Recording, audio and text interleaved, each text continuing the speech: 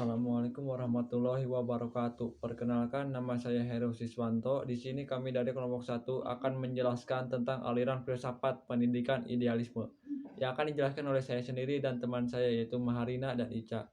Langsung saja materi yang pertama yaitu pengertian filsafat.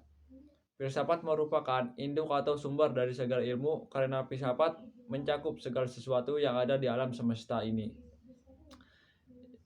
Selanjutnya, pengertian idealisme. Idealisme adalah aliran filsafat yang memandang bahwa mindset atau akal dan nilai spiritual adalah hal yang fundamental yang ada di dunia ini. Ia adalah suatu keseluruhan dari dunia itu sendiri. Selanjutnya, konsep filsafat menurut aliran idealisme.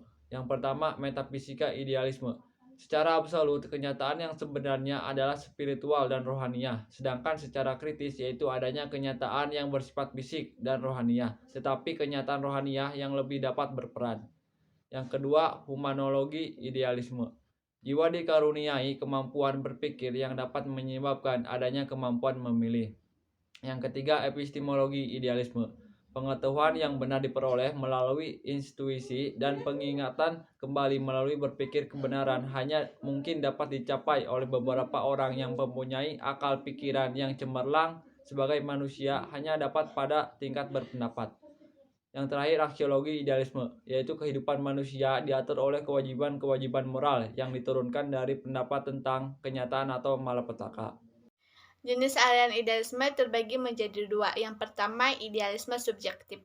Idealisme subjektif adalah filsafat yang berpandangan idealis dan bertitik tolak pada ide manusia atau ide dirinya sendiri.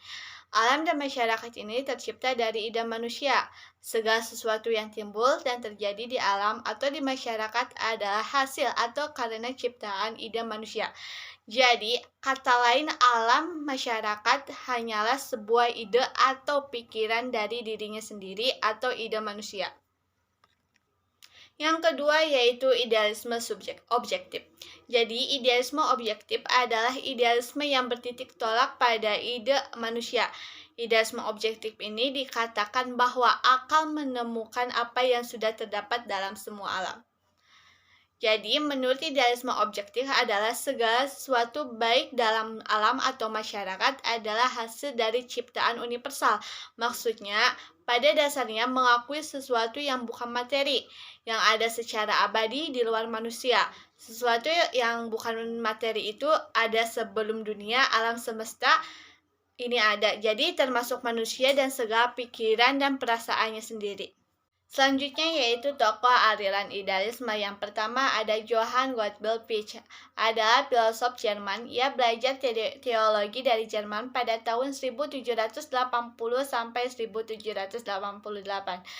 Filsafat ini menurut Fichte haruslah didedukasi dari suatu prinsip. Ini sudah mencakup untuk memenuhi tuntunan pemikiran, moral, bahkan seluruh kebutuhan manusia. Prinsip yang dimaksud ada di dalam etika, jadi bukan teori, melainkan prakteklah yang menjadi pusat yang di sekitarnya kehidupan diatur. Jadi unsur esensial dalam pengalaman adalah tindakan, bukan fakta. Filsafat idealisme dalam pendidikan. Nah, aliran filsafat idealisme terbukti cukup banyak memperhatikan masalah-masalah pendidikan sehingga cukup berpengaruh terhadap pemikiran dan praktik pendidikan. Adapun William T. Harris adalah tokoh aliran pendidikan idealisme yang sangat terkenal atau sangat berpengaruh di Amerika Serikat ini. Bahkan jumlah tokoh filosof Amerika kontemporer tidak sebanyak seperti tokoh-tokoh idealisme yang seangkatan. Hermann Herrelholm adalah filosof yang mengajar filsafat beraliran idealisme lebih dari 33 tahun di Universitas New York. Lalu adapun fungsi guru sebagai penganut idealisme. Yang pertama adalah guru adalah personifikasi dari kenyataan si anak didik.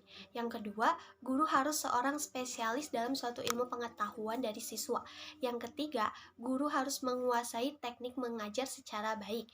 Yang keempat, guru haruslah menjadi pribadi yang baik. Yang kelima, guru menjadi teman dari para murid-muridnya. Yang keenam, guru harus menjadi pribadi yang mampu membangkitkan gairah murid untuk belajar. Yang ketujuh, guru harus bisa menjadi idola para siswanya. Yang kedelapan, guru harus rajin beribadah agar menjadi teladan para siswanya. Yang kesembilan, guru harus menjadi pribadi yang komunikatif. 10. Guru harus mampu mengapresiasi terhadap subjek yang menjadi bahan ajar. Yang ke-11, tidak hanya murid, guru pun harus ikut belajar sebagaimana para siswa belajar. Yang ke-12, guru harus merasa bahagia jika anak muridnya berhasil.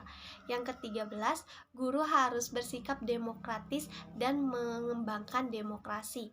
Yang ke-14, yang terakhir, guru harus mampu belajar bagaimanapun keadaannya.